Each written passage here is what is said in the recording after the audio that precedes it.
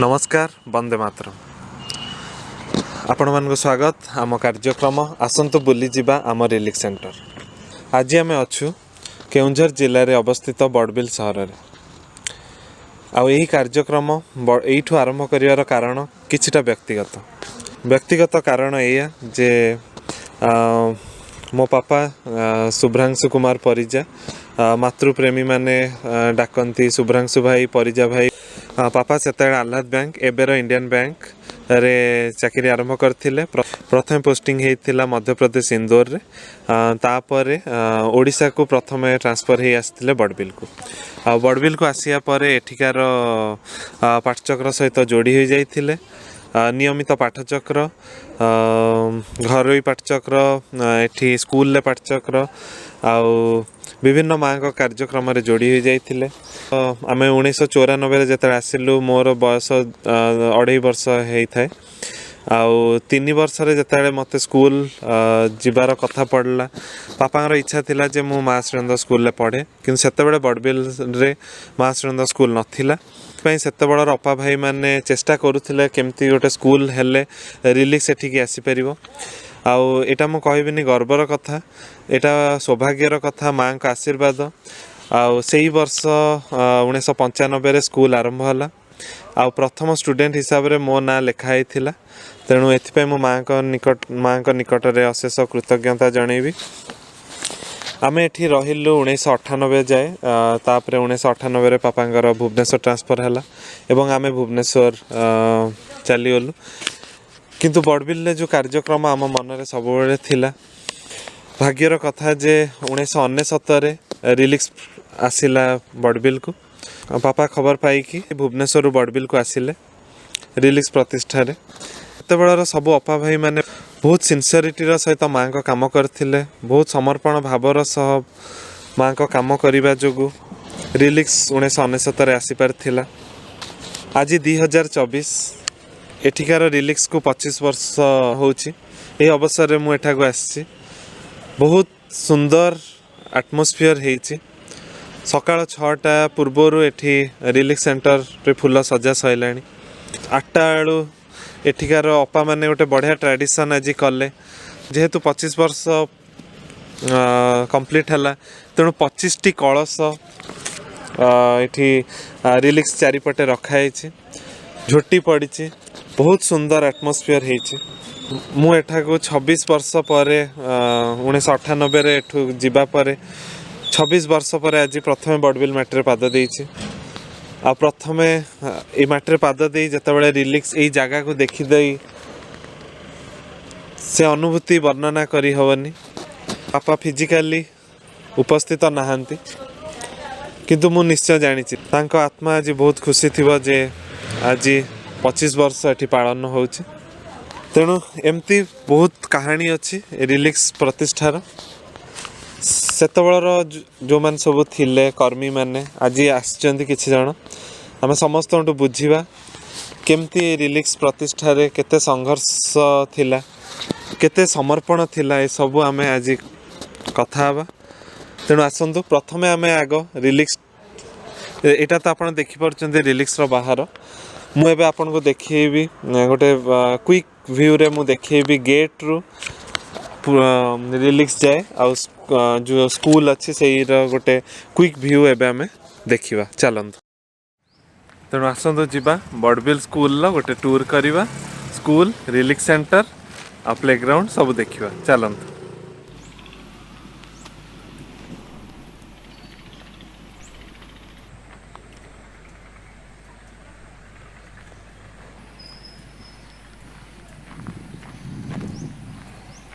आसंतु जीवा गेट भीतर दे प्रथम आसीबा रिलीफ सेंटर एरिया।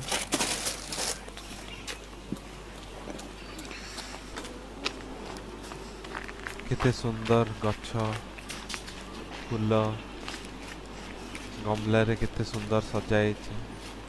मु सुनिया पाइली जे एठी कुआडे गोटे भी गछ नथिला, नाली माटी एरिया थिला बड़बिल। किंतु आज आमे देखियो पाउचे केते सुंदर गछ सब सजी हिचंती। इता माँ का आशीर्वाद ଆଉ ଆମ ଅପା ଭାଇଙ୍କର ଆସ୍ପୃହା ପରିଶ୍ରମ। ଜଷ୍ଟ ରିଲିକ୍ସ ସେଣ୍ଟର ଆଗରେ ଗୋଟେ ସୁନ୍ଦର ଆମର ଝୋଟି ସୁନ୍ଦର ମୁରୁଜ ପକେଇଛନ୍ତି, ଯୋଉଠି 25 ଲେଖା ହେଇଛି। 25 ବର୍ଷ ପୂର୍ତ୍ତି ଅବସରରେ ଏବେ ଚାଲନ୍ତୁ ଯିବା ରିଲିକ୍ସ ସେଣ୍ଟର ଭିତରକୁ। ମା ମା ମା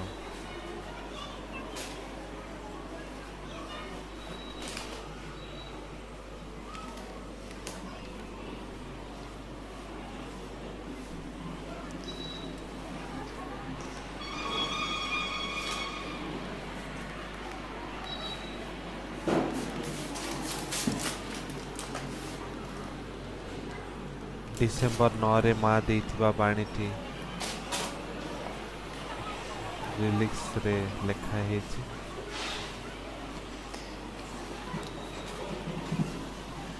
ଆମେ ଗୋଟେ ରିଲିକ୍ସର ଚତୁଃପାର୍ଶ୍ୱକୁ ଦେଖିବା।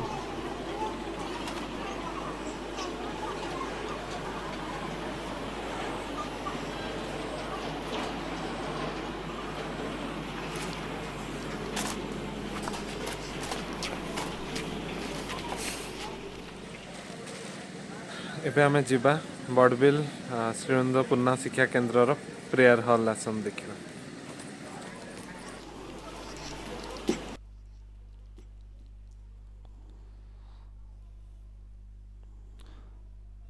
ମା ଶ୍ରୀନନ୍ଦଙ୍କର ବହି ଅଛି, ଫଟୋ, ଏଇଠି ତାଙ୍କର ସଭା ସମିତି ହୁଏ। ଆମେ ଦେଖିଲେ ବାବାଜୀ ମହାରାଜ, ପ୍ରପତି, ପ୍ରଣବ ଦାଙ୍କ ଫଟୋ ଅଛି।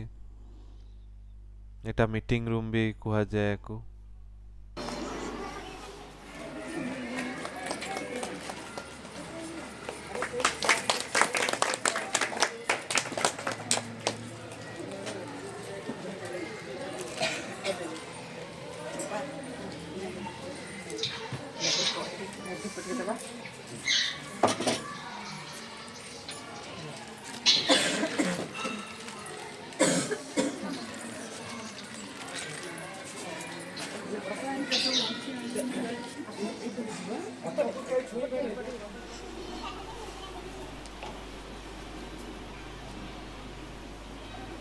ଉତ୍ତରପଡ଼ା ଅଭିଭାଷଣ, ଶ୍ରୀ ଅରବିନ୍ଦଙ୍କ ଜୀବନୀ, ମାଙ୍କ ଜୀବନୀ ଉପରେ ଗୋଟେ ଫଟୋ ଗ୍ୟାଲେରୀ ମାଧ୍ୟମରେ ବହୁତ ଇନଫର୍ମେସନ୍ ଆମେ ଏଠୁ ଜାଣିଲେ।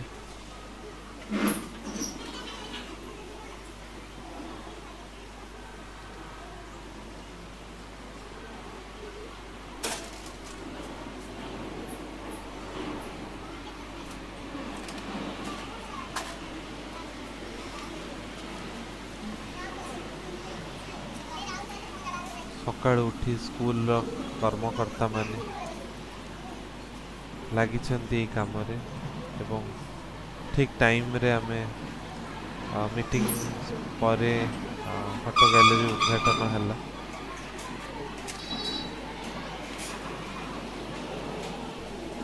ଏଇଟା ହିଁ ଆମ ଅପା ଭାଇଙ୍କର ନିଷ୍ଠା, ମାଙ୍କ ଆଧ୍ୟାତ୍ମିକ ପତାକା।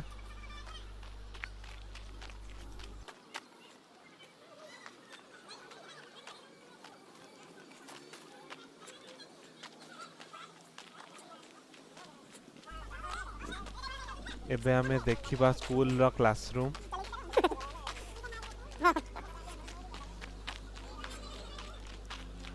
ଫଙ୍କସନ୍ ପାଇଁ ରୋଷେଇ ଚାଲିଛି।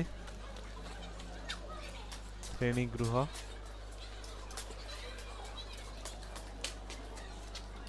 ପ୍ରିନ୍ସିପାଲଙ୍କ ଚ୍ୟାମ୍ବର,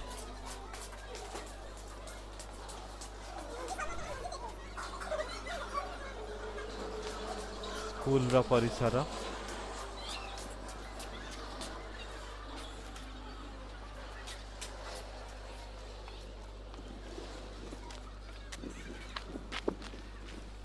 ଏଇଠି ହେଉଛି ସ୍କୁଲର ଖେଳ ପଡ଼ିଆ।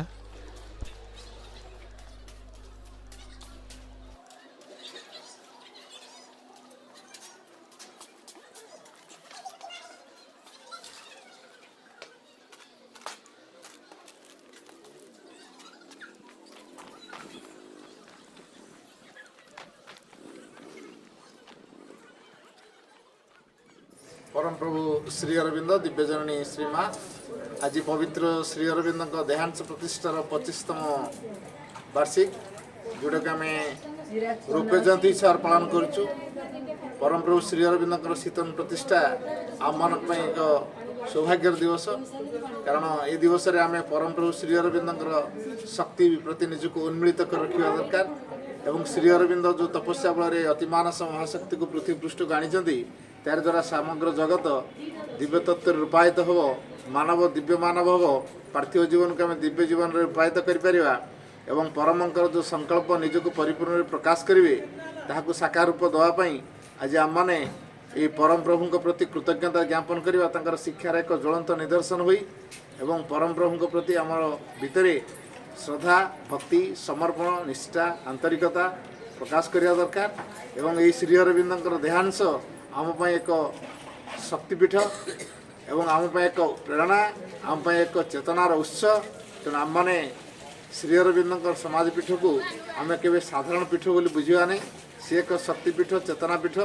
तेणु आज आम परम प्रभु शिक्षा को निज जीवन में प्रयोग करने परम प्रभुंर आशीर्वाद दिव्यजन आशीर्वाद भिक्षा करवा एवं आज भली पवित्र दिन में समस्त आम श्री अरविंद कार्यधारा को पृथ्वी पृष्ठ त्वरान्वित करने संगति सौहार्दपूर्ण भाव एवं आम भितर दिव्य प्रेमर भाव डोरी समग्र पृथ्वी को एक करवा भारत को पृथ्वीर नेतृत्व नवारे आम मैंने सहयोग करवा आम निजर आध्यात्मिक चेतना को विकास करवा आत्मार विकास करवा एवं ये आत्मा विकास रे श्री अरविंद समाधिपीठ आमको प्रेरणा दब शक्ति दब उत्साह दब आग्रह दब दिव्य चेतना रे रूपायित कर वंदे मातरम। परम प्रभु श्री अरविंद दिव्यजननी श्री माँ प्रति आम कृतज्ञतापूर्ण भाव जन दिवस आज तेणु ये अवसर में आम भितर श्रद्धा भक्ति को निवेदन करने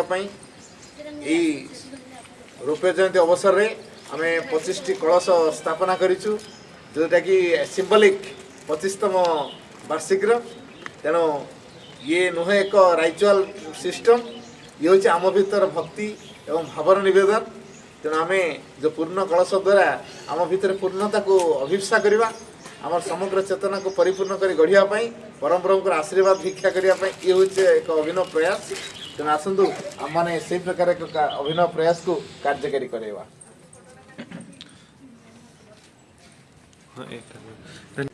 प्रभु तुम्हारी राजाना पाई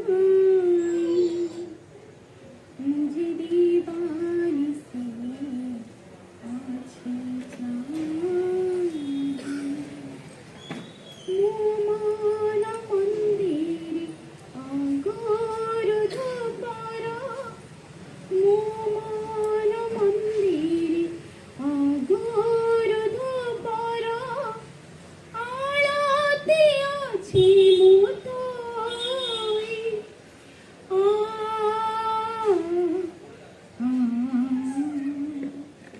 प्रभु तुम्हारी राजाना पाई मुझे दीवानी से आछी प्रभु तुम्हारी राजाना पाई मुझे दीवानी से आछी मुझे दीवानी से आछी मुझे दीवानी से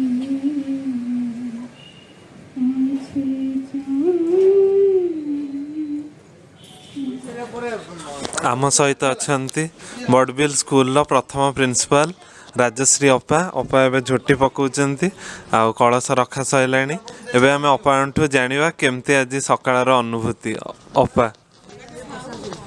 करुणामयी माँ परम प्रभु श्री अरविंद चरण अनंत कोटि प्रणाम।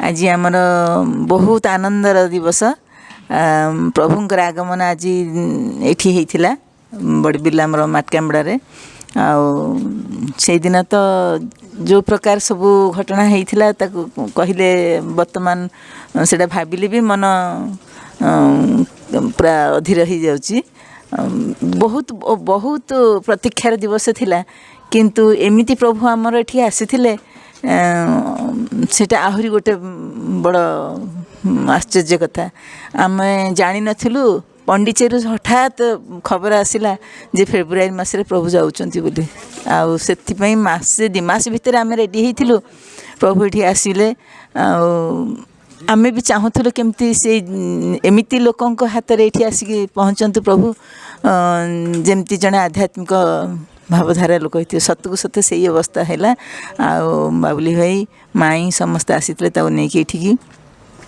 ବହୁତ ବଢ଼ିଆ ଲାଗିଲା ସେଦିନ ଏତେ ଖୁସି ଆନନ୍ଦରେ ଆମ ଛାତି କୁଣ୍ଢେମୋଟ ହେଇଯାଉଥିଲା ଆଉ ଆଜି ତାର 25 ବର୍ଷ ପୂର୍ଣ୍ଣ ହେଇଯାଇଛି ଆମେ ଏଠି ବାସିନ୍ଦା ହେଇକି ନାହୁଁ ହେଲେ ବି ଲାଗୁଛି ଯେମିତି ଏଇଠି ଆମେ ସବୁଦିନ ରହିଛୁ ପ୍ରଭୁଙ୍କ ପାଖାପାଖି ରହିଛୁ ତେଣୁ ଆଜିର ଦିବସରେ ଆଉ କିଛି କହିବାକୁ ମଧ୍ୟ ମୋର ଆଉ ମୁଁ ଭାବିପାରୁନି କ'ଣ କହିବି ବହୁତ ଆନନ୍ଦ ସକାଳୁ ଆଜି ଭୋରୁ ଆମେ ଆସିକି ଏଠି ମେଡ଼ିଟେସନ୍ କଲୁ ତାପରେ ସକାଳୁ ଫୁଲ ସଜା ସରିଲା ଏଇଠି ଏବେ ଆସିକି ପୁଣି କଳସ ଆମର ସ୍ଥାପନା ହେଲା 25ଟି କଳସ ସ୍ଥାପନା ହେଇଛି ଆଉ ପୁଣି ଭବିଷ୍ୟତ ଆଉ ଆଗକୁ କାର୍ଯ୍ୟକ୍ରମ ଚାଲିବ ଆଜି ଦିନ ସାରା ଏଠି କାର୍ଯ୍ୟକ୍ରମ ବହୁତ ଚାଲିବ ଆଉ ଅପାଙ୍କଠୁ ପୁରା ଷ୍ଟୋରି ଆମେ ଶୁଣିବା ଆଉ କିଛି ସମୟ ପରେ ଏବେ ଅପା ବ୍ୟସ୍ତ ଅଛନ୍ତି ଝୋଟି ପକେଇବାରେ କଳସ ସ୍ଥାପନା ଚାଲିଛି ଆମେ ପୁରା ଷ୍ଟୋରିଟା ଯେଉଁ ଅପା କହିଲେ 1997ର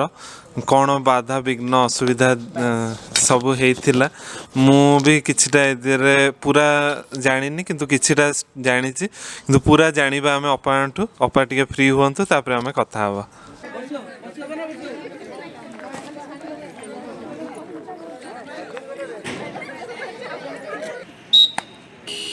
वंदे मातरम वंदे मातरम वंदे मातरम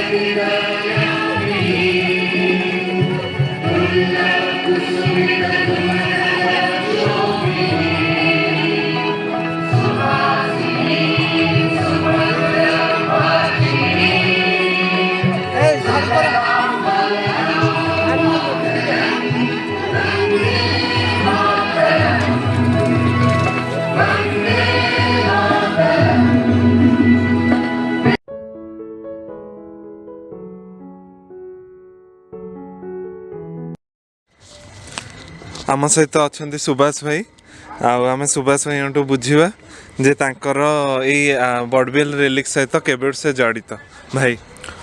नमस्कार मु सुभाष चंद्र कर भुवनेश्वर आसी यही बड़बिल रिलिक्स सेंटर ये हूँ रौप्य जयंती सिल्भर जुबली 25 वर्ष है एठारे श्री अरविंदर श्रीतनु स्मारकी प्रतिष्ठा होती मु प्राय 10 ରୁ 15 वर्ष है ये कंटिन्यूअसली आसूची 2 दिन एठारे फंक्शन हुए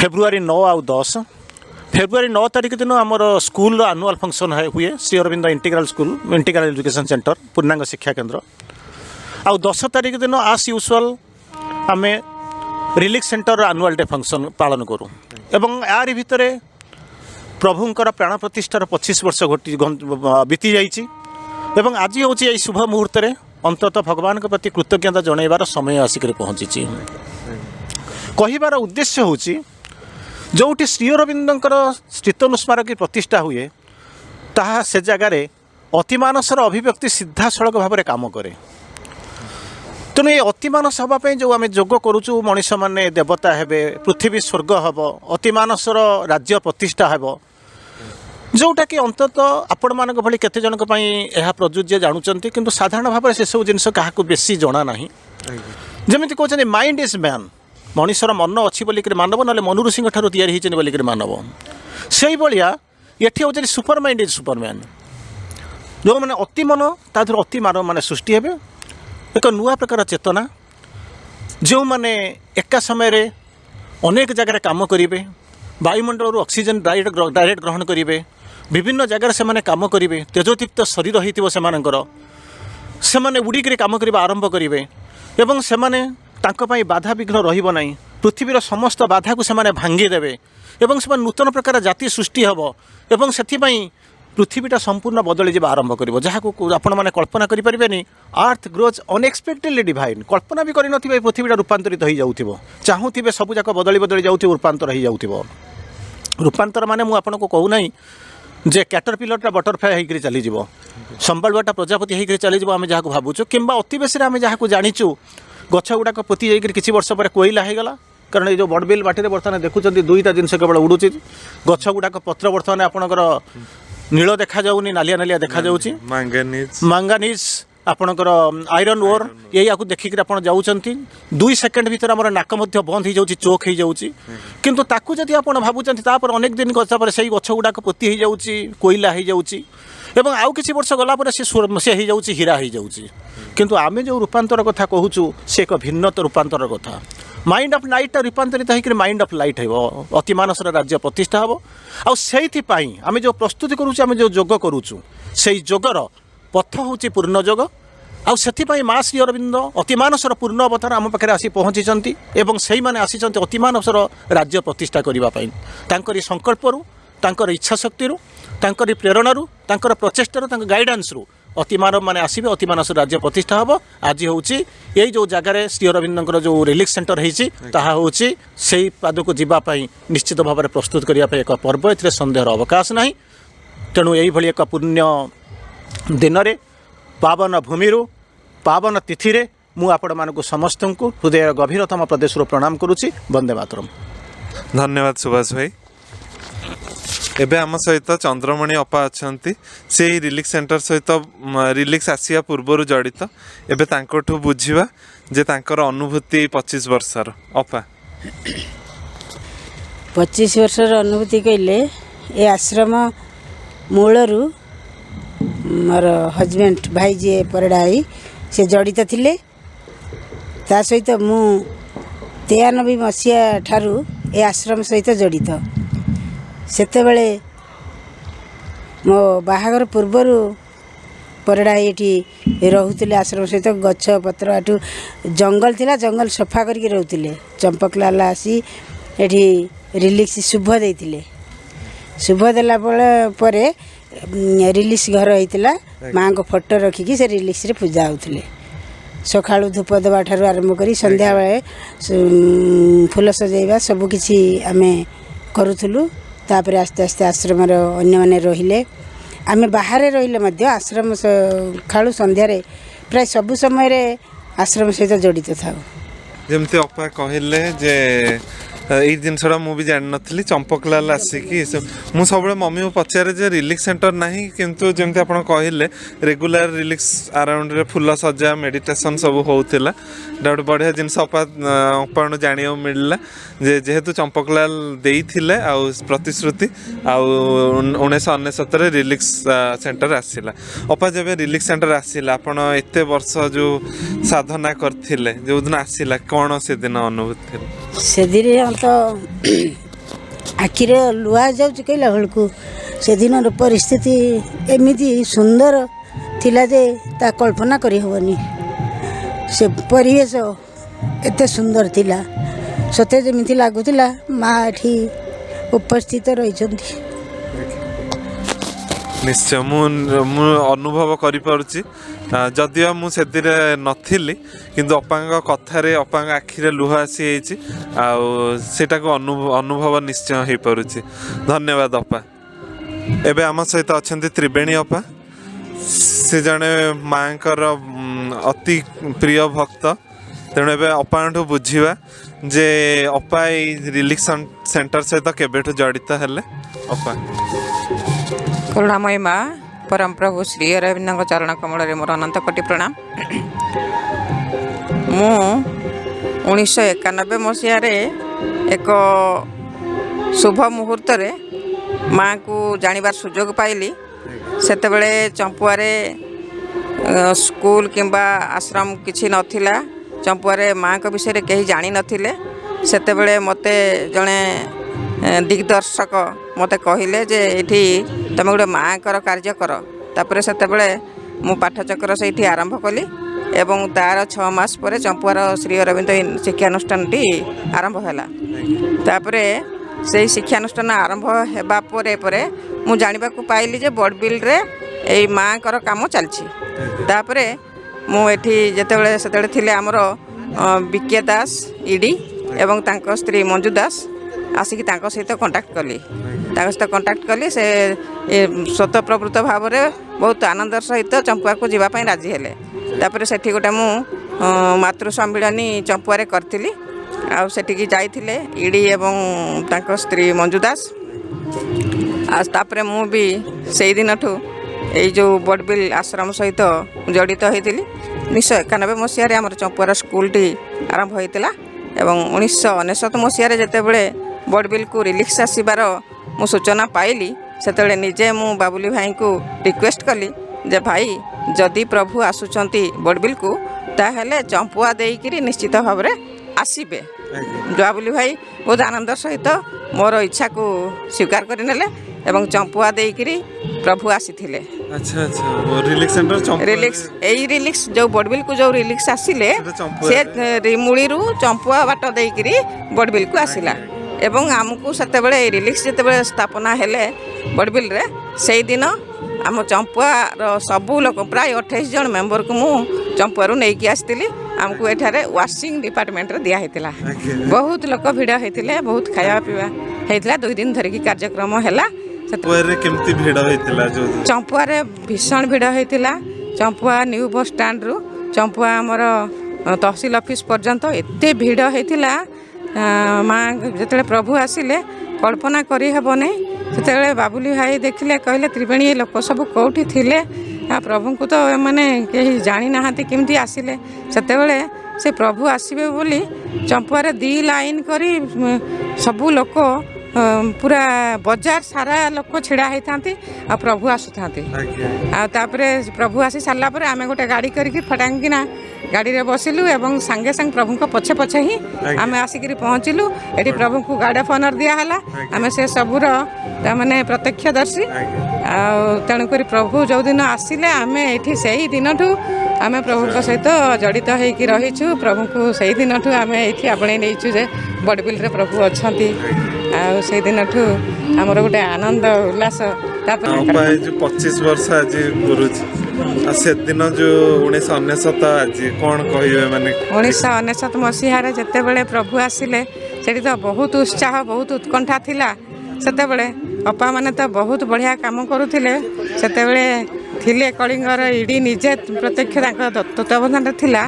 ଆଉ ବଡ଼ ଅପା ରାଜଶ୍ରୀ ଅପା ହେରିକା ଥିଲେ, ଆମେ ତାଙ୍କର ଡାଇରେକ୍ଟ କଣ୍ଟାକ୍ଟରେ ଥିଲୁ। ଆଉ ସେତେବେଳେ ଏତେ ଡେଭଲପ୍ ହେଇନଥିଲା। ବର୍ତ୍ତମାନ ଏଠି ବହୁତ ଡେଭଲପ୍ ବର୍ତ୍ତମାନ ହେଲାଣି 25 ବର୍ଷରେ। କିନ୍ତୁ ଏଇ ଯେଉଁ କାର୍ଯ୍ୟକ୍ରମ କଳସ ସ୍ଥାପନ ଆଉ 25ଟା ଦୀପ ଜଳେଇବା ଆଉ ଏଇ ଯେଉଁ ଆମର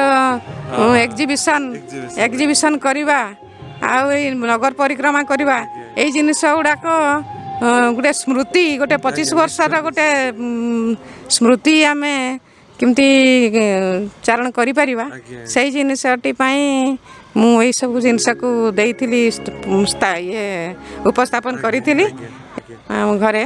ସେଇଦିନ ମୁଁ 5:30ରୁ ପ୍ରାୟ ସବୁଦିନ ଆସେ, ରିଲିକ୍ସ କାମ କରେ ଏବଂ 7:30ରେ ଟିକେ ସାବିତ୍ରୀ ଅଧ୍ୟୟନ କରିକି ଦୁର୍ଗା ସ୍ତୋତ୍ର ଅଧ୍ୟୟନ କରି ସାରିକି ମୁଁ ପ୍ରତିଦିନ ହିଁ ଯାଏ। ତେଣୁ ଅପାଙ୍କୁ ବହୁତ ବହୁତ ଧନ୍ୟବାଦ। ଏବେ ଆମ ସହିତ ଅଛନ୍ତି ସ୍କୁଲର ପ୍ରଥମ ପ୍ରିନ୍ସିପାଲ ରାଜଶ୍ରୀ ଅପା। ଆଉ ଏବେ ରାଜଶ୍ରୀ ଅପାଙ୍କଠୁ ବୁଝିବା ଯେ ସିଏ ଏଇ ସ୍କୁଲ ଆଉ ଆଶ୍ରମ ସହିତ କେମିତି ଜଡ଼ିତ ହେଲେ। ଅପା।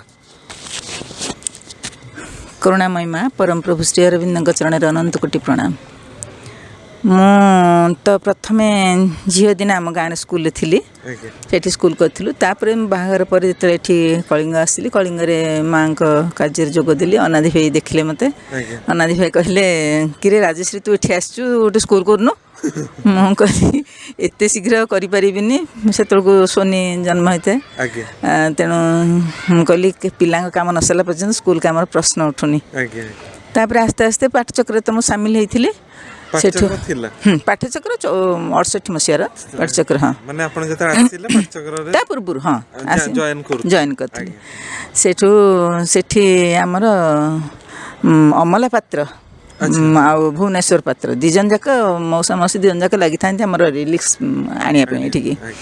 ତେଣୁ ଏଠି ସେତେବେଳେ କିଛି ନଥିଲା, ଖାଲି ଏକଦମ ଜଙ୍ଗଲ ହେଇକି ପଡ଼ିଥିଲା। ତାପରେ ଆସିଥାନ୍ତି ଚମ୍ପକଲାଲଜୀ ଆସିଲେ, ସେ ଏଇ ଜାଗାରେ ସମାଧି ପାଇଁ ଫାଉଣ୍ଡେସନ୍ ଦେଲେ ସେ। ଆଉ ସେଦିନ ଯେଉଁ ଚମତ୍କାର ତାଙ୍କର ସେ ହେଇଥିଲା ଆଉ କହିବା କଥା। ହଁ, କ'ଣ ହେଇଛି, ବର୍ଷା ପାଗ ହେଇଥାଏ, ଟିକେ ଟିକେ କାଦୁଅ ହେଇଯାଇଥାଏ।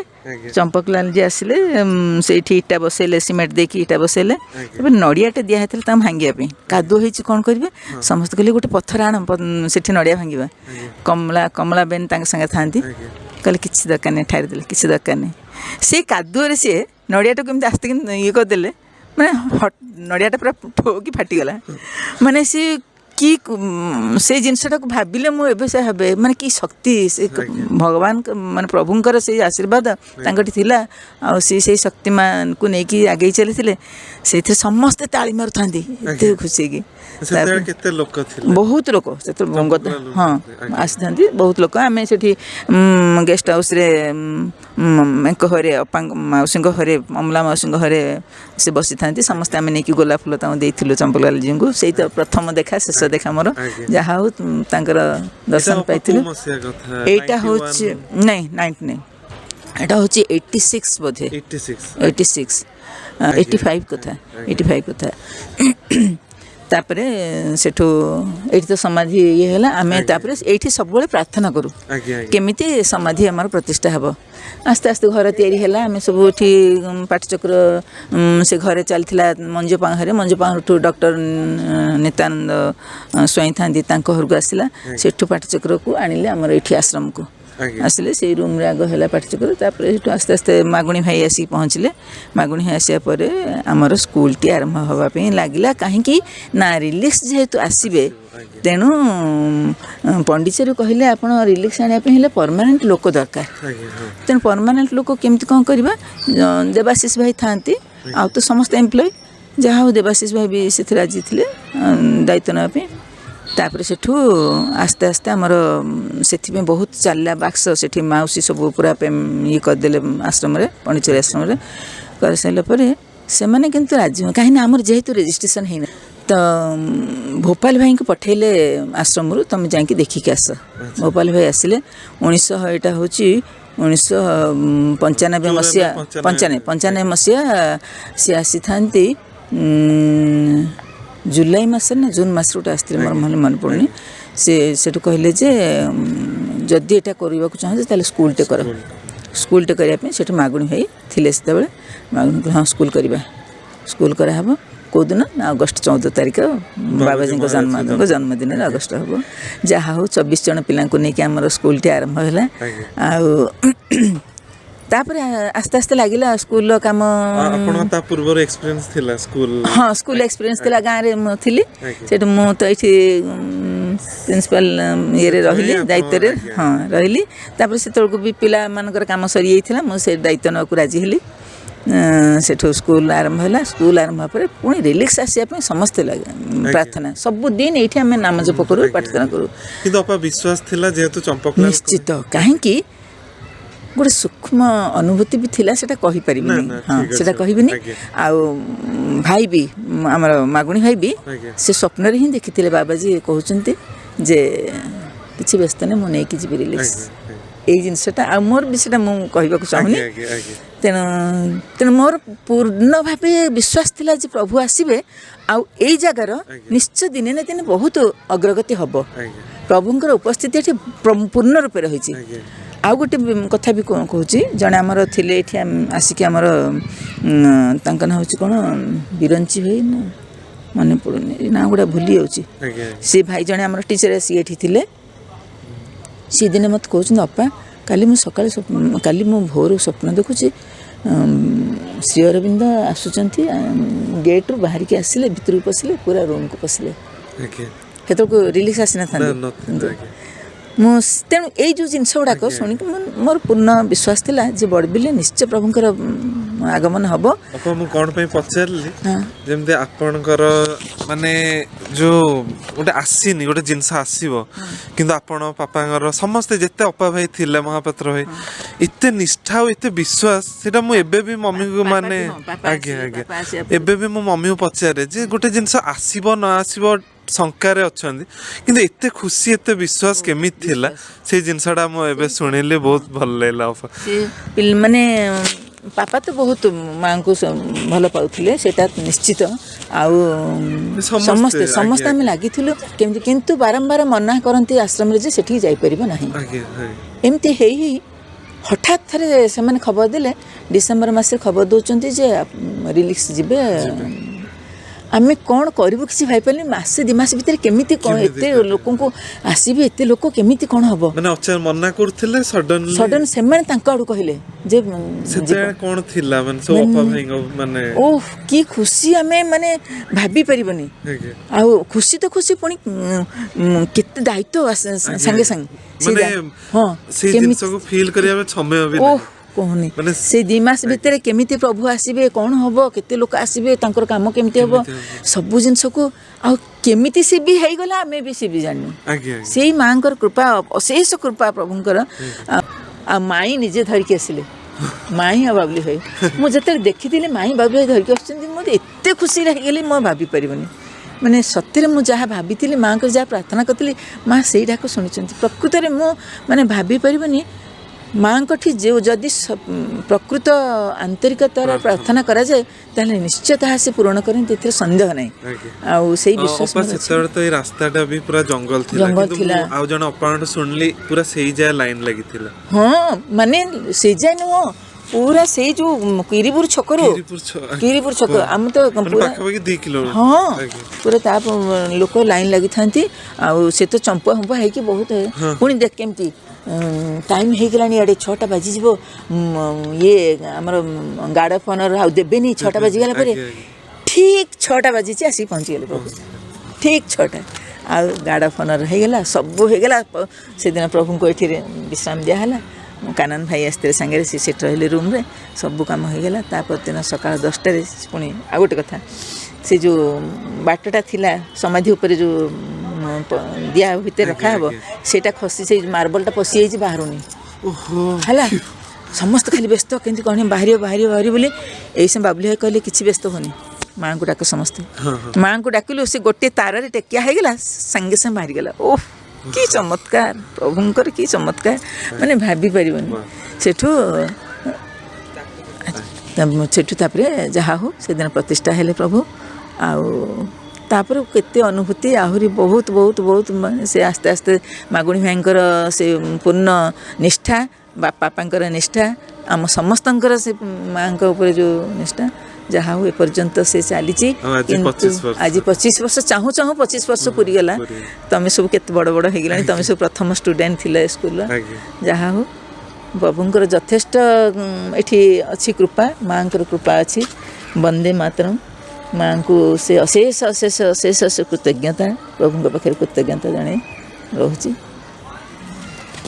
ବହୁତ ବହୁତ ଧନ୍ୟବାଦ ରାଜଶ୍ରୀ ଅପା ବହୁତ ବହୁତ ସୂକ୍ଷ୍ମ ସେତେବେଳର ଆଜ୍ଞା ଆଜ୍ଞା ମାନେ ଯେଉଁ କଥା ଅକୁହା କଥା ଯେଉଁଟା ଆମେ ଜାଣିନଥିଲା ଆମେ ତ ଜାଣିଛେ 99 ରିଲିକ୍ସ ପ୍ରତିଷ୍ଠା ହେଇଥିଲା କିନ୍ତୁ ତା ଭିତରର ସଂଘର୍ଷ ଆସ୍ପୃହାର ଗୋଟେ କାହାଣୀ ଆମେ ଛୋଟ ନାରାୟଣ ଶର୍ମାଜୀ ଆଜ୍ଞା ସେ ଆସିକି ଏଠି ଆମର ଇଏ କରିକି ଗଲେ ସ୍ଥାପନା କରିକି ଗଲେ ଆଜ୍ଞା ଆଜ୍ଞା ଶୁଣିକି ବହୁତ ଆନନ୍ଦ ଲାଗିଲା ଆଖିରେ ଲୁହ ଭରିଗଲା ଆଉ ଏବେ ଚାଲିଛି 25 ବର୍ଷର ପାଳନ ଅପା ଯିବେ ଷ୍ଟେଜରୁ ଅପାଙ୍କ ଡାକରା ଆସିଲାଣି ରହୁଛୁ ଏବେ ଆମ ସହିତ ଅଛନ୍ତି ଶ୍ରୀରନ୍ଦ ପୂର୍ଣ୍ଣା ଶିକ୍ଷା କେନ୍ଦ୍ର ବଡ଼ବିଲର ପ୍ରିନ୍ସିପାଲ କୁଳମଣି ସାହୁ ଆଉ ଏବେ ତାଙ୍କଠୁ ବୁଝିବା ଏଇ 25 ବର୍ଷର ଏକ୍ସପିରିଏନ୍ସ ଆଉ ସେ କେବେଠୁ ଏଇ ଅନୁଷ୍ଠାନରେ ଜଏନ୍ କଲେ ଭାଇ କରୁଣାମୟୀ ମା ପରମ ପ୍ରଭୁ ଶ୍ରୀ ଅରବିନ୍ଦ ମୁଁ କୁଳମଣି ସାହୁ ମୁଁ ତ ମା ଶ୍ରୀ ଅରବିନ୍ଦଙ୍କୁ ପ୍ରଥମରୁ ଜାଣିନଥିଲି ତ ଦୈବାତ କେମିତି କ'ଣ ସଂଯୋଗ ବୋଧେ ମାଆଙ୍କର ଥିଲା ତେଣୁ ମୁଁ ଏଠି ଯେଉଁ ପାଠ ପଢ଼ାଉଥିଲି ପିଲାମାନଙ୍କୁ ଶରତ ଭାଇ ଥରେ ଦେଖା ହେଇଥିଲେ ତାଙ୍କ ପିଲାଙ୍କୁ ପାଠ ପଢ଼ାଇବା ପାଇଁ କହିଲେ ଆଉ ସେ ପ୍ରଥମେ କହିଥିଲେ ଯେ ଆମ ଆଶ୍ରମ ଆଡ଼େ ଟିକେ ବୁଲି ଯାଆନ୍ତୁ ଏଠି ଗୋଟେ ଆଶ୍ରମ ଥିଲା ବୋଲି ମୁଁ ଜାଣିନଥିଲି ହଁ ପ୍ରଥମତଃ ହେଲା ମୁଁ ଏଠି ଶ୍ରୀ ଅରବିନ୍ଦ ଶ୍ରୀ ମାଆଙ୍କର ଆଶ୍ରମ ଥିଲା ବୋଲି ମୁଁ ଜାଣିନଥିଲି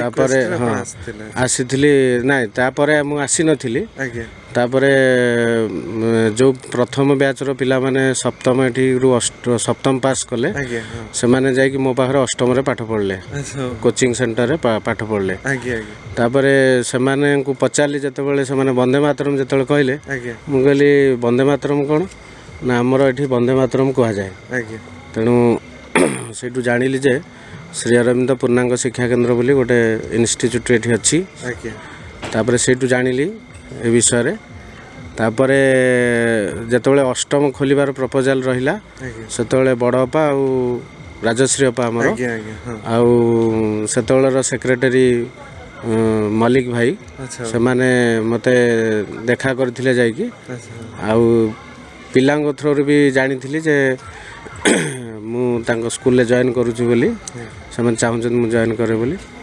ଆଉ ଏଇଟା ତ ମାଆଙ୍କର ସଂଯୋଗ ଆଉ ତେଣୁ ମୁଁ ପ୍ରଥମ ଅଲଗା ସ୍କୁଲରୁ ଅଫର୍ ସବୁ ଆସିଥିଲା କିନ୍ତୁ ମୁଁ ଯାଇନଥିଲି ବୋଧେ ମା ଚାହୁଁଥିଲେ ମୁଁ ଏଠି ହଁ ତାଙ୍କରି କରୁଣା ଆଉ ସୌଭାଗ୍ୟରେ ନଥିଲେ ମିଳେ ନାହିଁ ତେଣୁ ମୁଁ ତାପରେ ଆସିକି ଜଏନ୍ କଲି 2014 ମସିହାରେ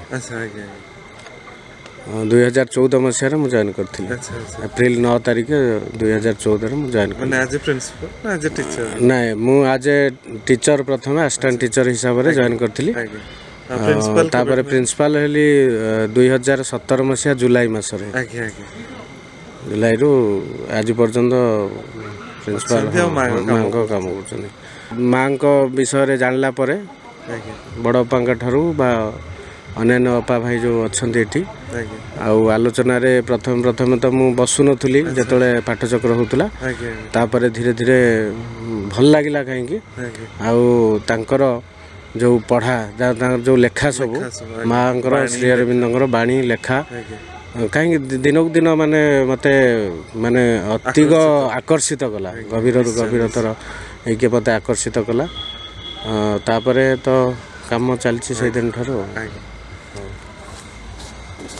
ଯେମିତି ଶୁଣିଲେ ମାଆଙ୍କର ଏଇଟା ହିଁ ମାଆଙ୍କ ଯୋଗ भाई माने भाई सौभाग्य भाई माँ का शक्ति तांको टाणी आणला आ सी दीर्घ 10 वर्ष है माँ का काम करुँच भाई को बहुत बहुत धन्यवाद भाई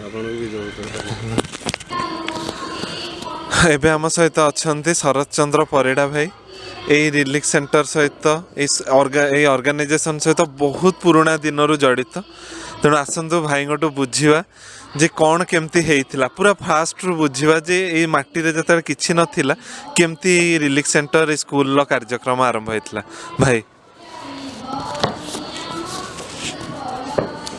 वंदे मातरम। करुणामय मास प्रभु श्री अरविंद पादपद्म मोर शतकोटी प्रणाम। कहवाक गले मु 1987 मसीह कलिंगरे कार्य सामिल हेली एवं सेठी जेतेबेले पाठचक्र खोजुली कहीं पिलाटी दिन मु पाठचक्र सहित जड़ित आम घर जो पाठचक्र हुए जो लोक मैंने आसती मु बसी बसिक ये शुणे जहाँ दुर्गापुत्र पढ़ा जाए कि अनाश हुए से दुर्गापुत्र शुणी शुणिकी मन ही थाए तेबे जहाँ हो से सुजोग जिते चाकरी क्षेत्र में आसी कलिंगर ओएमसी रे 82 रे जॉइन कली 82 रु तापरे डिस्कंटिन्यू होला परे इटकल कलिंग आयरन वर्क्स रे काम करियार सुजोग मिलिला 1987 रे सेते बेले चंपकलाल आसते किंतु मु पाठचक्र सहित खोजुली कौटी पाठचक्र होची डॉक्टर स्वाई बोली जड़े थे पूरा नाटा मन पड़ने घरे पाठचक्र होता किंतु ता पूर्वर रामचंद्र बेहुरा बोली ये पाठचक्र आरंभ करते से स्टोर घरे क्वार्टर 1987 कथा कहूँ 87 जो डायरेक्टर ना थिले बी पात्र तांको मिसेस थे अमला पात्र ये दी जनकर माँ बहुत प्रयास है तांको तलू जीएम थिले बीके दास तांको इन्फ्लुएंस रे से माने भी थिले अनादि भाई किछि दिन पर एनुअल फंक्शन होला अनादि भाई आसिले किंतु सेतबेलू ए हॉल निमटाल पर्यंत पड़ता झरका लेवल खुंट जो खंब गुड़ाक सब थिला पिलर गुड़ाक सब पानी पाइबा सुविधा नथिला से सब हलुला ये किंतु रिलीफ सेंटर से आगुआ से कंप्लीट कर देथिले छात पड़ी था तल गुड़ाक हो नाला ये सब परिस्थिति थिला सेठी जो देखुच से जो टाइल घर थिला सब थिला आगुरु टाइल घर थिला एटा से जो दुईटा रूम टाइल थिला लंबा थिला आ पूरा पुटु जंगल एवडा सब थिला ये न्यू कॉलोनी जो सेतले भी नथिला आ एपटे जो कॉलोनी से भी नथिला ना किछि न सब नथिला पूरा संपूर्ण जंगल किरिबुर छक पागरु संपूर्ण एवडा सब जंगल थिला माने आसियो डर लागु हां डर लागुथला बाहरंती हेटा बाघ भालू ए सब बाहरंती आ एई आश्रम पाख दे कि भीतर रास्ता रे आईटी की जीवा पई रेलवे स्टेशन टा ना तेणु लोक जावासिया करने गोटे पाद चला रास्ता थिला पाद चला आ भितर मद भाटी कुआडे गोटे थिला ये सब थिला किंतु ये किंतु जो फंक्शन टी हला सेठी तार मूड बदलिला अनादि भाई आसता अनादि भाई पिलाटी बेलू आम घरे रहती पाठचक्र जाती कनेक्शन थिला शिविर 3 दिन हुए भल भाव में मत जानी अनादि भाई आसिक एठी जिते कथबार्ता एठी घरे पाठचक्र करने जोटी आस्पृहा रखा जाइए जगार चंपकलाल भली व्यक्ति महान साधक माँकर से तले शुभ देते से पाठचक्र केमिति करा चिंता कर किंतु कर यही जगह कर से झुपुड़ी घर हो खपर घर हो जहाँ भी थाउ से पाठचक्र कर एवं आस्पृहा कर जे माँ कार्य केमिति से पार गोटे परिवेश तैयारी अनादि भाई जो मूलदुआ पड़ला अनादि भाई आपण थिले हाँ स्कूल रहिबा परे जंगल सफा हला ଅନାଦି ଭାଇ ତାକୁ ଆମେ ସଫା କରିକି ଆସିକି ଧୂପ ଦେଲୁ ଫୁଲ ଦେଲୁ ସମସ୍ତେ ବୁଲିଗଲେ ପ୍ରୋଗ୍ରାମ ହେଇଗଲା ଜଣେ କଣ୍ଟ୍ରାକ୍ଟରକୁ କୁହାଗଲା ସେଇ 2ଟା ରୁମ୍ ଆଜବେଷ୍ଟ ପକାଇ ଦିଅ ଏଇ ପରିସ୍ଥିତିରେ ମୁଁ ସେଇ ଦାମାହାଟିଂରେ ସେତେବେଳେ ଆସିକି ରହିଯାଇଥାଏ ଏଠି ପାଖ ହେଉଥିଲା ଅନାଦି ଭାଇ ବୁଝେଇଦେଲେ ଯେ ଏଠି ସବୁବେଳେ ଏଠି ଘର ତିଆରି ନ ହେବା ପର୍ଯ୍ୟନ୍ତ ସେଠୁ ଆସୁଥିବ ଆଜିଠୁ ଏଠି ଧୂପ ଆଉ ଫୁଲ ଦେଇକି ଆଉ ପ୍ରେୟାର କରିକି ଯାଉଥିବ କେମିତି ଆର ଉନ୍ନତି ହଉ ମା କୃପା କରନ୍ତୁ ଆସ୍ପୃହା କରାଯିବ ଏବଂ ଏଠି ଯେତେବେଳେ ଘର କମ୍ପ୍ଲିଟ୍ ହେଲା ରହିଲି ପାଣି ବ୍ୟବସ୍ଥା ନାହିଁ ନୂଆ କଲୋନୀ କାମ ବି ଆରମ୍ଭ ହେଇଥାଏ ସେଠି ଟାଙ୍କି ସବୁ ତିଆରି ହେଉଥାଏ ପାଣି ଆସୁଥାଏ ମୁଁ ଖରାପ ଲାଗିବ ନା ପାଣି ବ୍ୟବସ୍ଥା ବି ନଥିଲା ଲାଇଟ୍ ବ୍ୟବସ୍ଥା ବି ନଥିଲା ଜଙ୍ଗଲ ଭିତରେ ଏକୁଟିଆ କେହି ରହିବା ପାଇଁ ରାଜି ହୁଅନ୍ତେନି ମୋର ତ ମାଆଙ୍କ ଭରସା ମୁଁ ଡରିବାର ନାହିଁ ତେଣୁ ମୁଁ ଲଣ୍ଠନ ଜାଳିକି ରହିଲି ଆଉ ତାପରେ ମା ବ୍ୟବସ୍ଥା କଲେ ନ୍ୟୁ କଲୋନୀରେ ପାଣି ନ୍ୟୁ କଲୋନୀ ଚାଲିଥାଏ ସେତେବେଳେ ଆରମ୍ଭ ହେଇଥାଏ ସେଠି ପାଣି ଯେଉଁ କୁଣ୍ଡରେ ପଡ଼େ ଘର କାମ ପାଇଁ ମୁଁ ବାଲ୍ଟି ନେଇକି ଯାଏ କୁଣ୍ଡରୁ ସେଠୁ ପାଣି ମୋର ରୋଷେଇବାସ ପାଇଁ ବାଲ୍ଟି ନେଇ ଆସେ ହେଇଗଲା ଆଉ ସେଠି ଭୋର ଭୋର ଗାଧେଇ ପଡ଼େ ଗାଧେଇ ପଡ଼େକି ପାଣିର ବହୁତ ଏଇଟା ପୁରା ପାଣିର ବ୍ୟବସ୍ଥା କୁଆଡ଼େ ବି ନଥିଲା ଯିବ ସେଇ ଲମ୍ବା ରୁମ୍ରେ ପାଠଚକ୍ର ଆରମ୍ଭ ହେଲା ଲାଷ୍ଟ ଯେଉଁ ଭଞ୍ଜ ଭାଇ ନା ଇଏ ତ ନିମତାଲ ପର୍ଯ୍ୟନ୍ତ ଅଧା ଝରକା ପର୍ଯ୍ୟନ୍ତ ଉଠିଥିଲା ଆଉ ଅନାଦି ଭାଇ କହିଲେ ଏଠି ରହିଲା ପରେ କହିଲେ ରାତିରେ ନିସ୍ତବ୍ଧ ରାତି ଯେତେବେଳେ ସୁନସାନ ହେଇଯିବ ତୁମେ ଶୋଇବାକୁ ଯିବା ପୂର୍ବରୁ ଗୋଟେ ଧୂପ ଧରିବ ଆଉ ମା ମା ମା ମା ନାମ ଜପ କରିକି ଚାରିଆଡ଼େ ବୁଲିବ ଆସ୍ପୃହା କରିବ ମାଆଙ୍କୁ ପ୍ରାର୍ଥନା କରିବ ଯେମିତି ଏଠି ଉନ୍ନତି ହେଉ ମାଆଙ୍କର କାର୍ଯ୍ୟ ହେଉ ଧୀରେ ଧୀରେ ଧୀରେ ଧୀରେ ବଢ଼ିଲା ମାଗୁଣୀ ଭାଇ ଯେଉଁ ମାଗୁଣୀ ଚରଣ ଦାସ ସିଏ ଥିଲେ ଯାଜପୁରରେ ସେ ସେଇ ରିଲିଫ୍ ସେଣ୍ଟର ଥିଲେ ସ୍କୁଲ ବି ଥିଲା ସେଠୁ ଟ୍ରାନ୍ସଫର ହେଲେ ଯୋଡ଼ା ମୁଁ ଏଇଠୁ ଯିବା ଆସିବା କରିବି ରହିଲେ ହଁ ରହିଲେ ଆମେ ସାଙ୍ଗ ହେଇକି ସବୁ ରୋଷେଇବାସ କରିକି ଖାଉ ଆଉ ଅନ୍ୟ ପିଲା ବି ଧୀରେ ଧୀରେ ରହିଲୁ ଆଉ 2-4 ଜଣ ରହିଲୁ ଆରମ୍ଭ ହେଲା କାମ ବିଲ୍ଡିଂ ଯେତିକି ଖମ୍ବ ଦେଖାହେଉଛି ଇଏ ମଝିରେ ଗୋଟେ ଗୋଟେ ଏକ୍ସଟ୍ରା ଖମ୍ବ ରଖାହେଇଛି ଏତିକି ଚଉଡ଼ାରେ ଯେଉଁ ରଖାହେଲା ମଝିରେ ଯେଉଁ ଗୋଟେ ଗୋଟେ ଖମ୍ବ ଏକ୍ସଟ୍ରା ରଖାହେଇଛି ଇଏ ଦୋହଲି ଯାଇଛି ତେଣୁ ଷ୍ଟ୍ରଙ୍ଗ ହେବନି ଆଉ ପିଲର ରଡ଼ ଦେଇକି ଯେଉଁ କରାଯିବ ଅଧିକ ଖର୍ଚ୍ଚ ବହୁଳ କମ୍ ଖର୍ଚ୍ଚରେ କେମିତି କରାଯିବ ଇଞ୍ଜିନିୟର ଜଣେ ସିଭିଲ୍ ଇଞ୍ଜିନିୟର ଇନଚାର୍ଜ ଯିଏ ଥିଲେ ଦେହ ବୋଲି ତାଙ୍କୁ ଡକା ହେଲା କହିଲେ ଆଜ୍ଞା ଏ ସବୁ ଦୋହଲିକି ଅଧା ଖମ୍ବ ପବନରେ ଗଡ଼ି ଯାଇଥିଲା ତାପରେ ସବୁ ଦିଆହେଇଛି ନହେଲେ ଏତେ ଆଉ ଗୋଟେ କ୍ୱେଶ୍ଚିନ୍ ଭାଇଙ୍କୁ ଯେ ଏତେ ବାଧାବିଘ୍ନ ସତ୍ତ୍ୱେ ଆଉ ଆସ୍ପୃହା ବି ଆମେ ଶୁଣିଲେ ଭାଇଙ୍କର ଆସ୍ପୃହା ସମର୍ପଣ ଯେତେବେଳେ 1999 ରିଲିକ୍ସ ଆସିଲା ସେତେବେଳେ କ'ଣ ଅନୁଭୂତି ଥିଲା ଆପଣଙ୍କର ରିଲିକ୍ସ ଆସିବାର ଯେଉଁ ଅନୁଭୂତି ବ୍ୟଗ୍ରତା ସବୁ ଥିଲା ଯେ ଭୋପାଲ ଭାଇ ଆସିଲେ ଦେଖିଲେ ପର୍ଯ୍ୟାଲୋଚନା କଲେ ସିଏ ମା ତାଙ୍କ ଭିତରେ କ'ଣ ପ୍ରବେଶ କରାଉଛନ୍ତି ସିଏ ଅଲଗା କଥା ସିଏ ତ ହଁ ମାରିଲେ ଚାଲିଥାଏ ପୁଣି ଆସିବେ ପରମିଶନ ହେଇଗଲା ଯେପର୍ଯ୍ୟନ୍ତ ନ ଆସିଛନ୍ତି ପ୍ରାର୍ଥନା ଚାଲିଛି ହଁ ଅଖଣ୍ଡ ପ୍ରାର୍ଥନା ଆସ୍ପୃହା କେମିତି ଆସିବେ ଯାଉ 1999 ମସିହାରେ ଫେବୃଆରୀ 8ରେ କହିନିପୁରା ତାଙ୍କ ସାଙ୍ଗରେ ଆସିଲେ 9ରେ ଏଠି ଆସିକି ପହଞ୍ଚିଲେ ଚମ୍ପୁଆ ବୁଲିକି ଆସିଲେ ଆମେ ଚାହୁଁଥାଉ ଜଲ୍ଦି ଆସିବେ ତଥାପି 5ଟା ବାଜିଗଲା 6ଟା ବାଜିଗଲା ଯେଉଁ ଉତ୍କଣ୍ଠା ନିଜେ ଯିଏ ଡାଇରେକ୍ଟର ବିକେ ଦାସ ସିଏ ସିଡ଼ି ନେଇକି କେଉଁଠି ଚଢ଼ିଗଲେ ସେ ଗେଟ୍ ପାଖରେ ସେ ତାର କେଉଁଠି ଲାଗିବ କ'ଣ କରିବ ନିଜେ ସେ ଏତେ ମୋଟା ଲୋକ ଏତେ ହୁଇମିକାଲି ଟ୍ରକରେ ବସିକି ପଳେଇଗଲେ ଏବଂ ମାଆଙ୍କର ଯେଉଁ ଫଟୋ ଦେଖୁଛ ପ୍ରେୟାର ହଲ୍ରେ ସିଏ ନିଜେ ତାଙ୍କ କାର୍ରେ ଧରିକି ରାଉରକେଲାରୁ ଦିଲ୍ଲୀରୁ ମଗା ହେଇଥିଲା ରାଉରକେଲାରୁ ତାଙ୍କ ଜଙ୍ଘ ଉପରେ ରଖିକି ସେ ଫଟୋ ଆଣିଛନ୍ତି ମାନେ ଏଇସବୁ ଭାବନା କାମ କରୁଥିଲା ଭିତରେ ଭିତରେ ଉଦ୍ଦୀପନା ହଁ ଫୋର୍ସ ଗୋଟେ ମାଆଙ୍କର କାର୍ଯ୍ୟ ଏଠି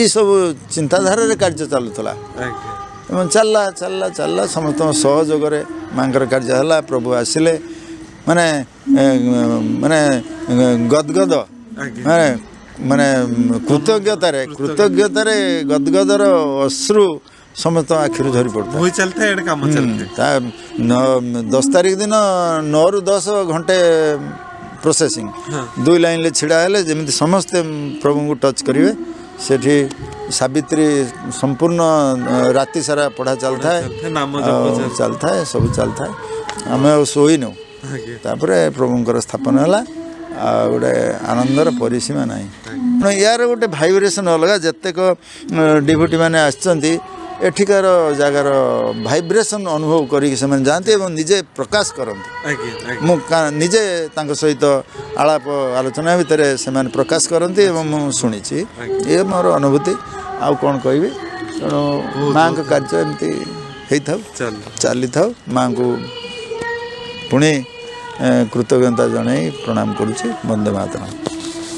भाई को बहुत बहुत धन्यवाद पूरा आरंभ रु शेष जाए भाई कहले केमती पूरा भित्ति प्रस्तर आज एत बड़ जो चलची 25तम कार्यक्रम गछ वृक्ष गुड़िक कथा कहूँ एठी जो माटी देखुंत ये जो गोड़ी पत्थर से जो ये जो गछ गुड़ाक ये जो कौन एटा देवदारू गछ से उधेलानी ता गछ लगे दिगला वर्षे काल मुटे उठिलानी ता तले मागुणी कहले आम खोलिकी देखा कहीं उठुना खत तो दिया कराऊँच ता बड़ गात कर दिगला बड़ बड़ बोल्डर बाहर ता चेर भितर जापरना ताने ये जो गछ गुड़िक हसुचंती केते ट्रक ट्रक पत्थर खोली खोलिकी आम बाहर कर फिंगिचु ये सब मैंने ये गछ माने आम सहित पूरा एकदम प्रेम भाव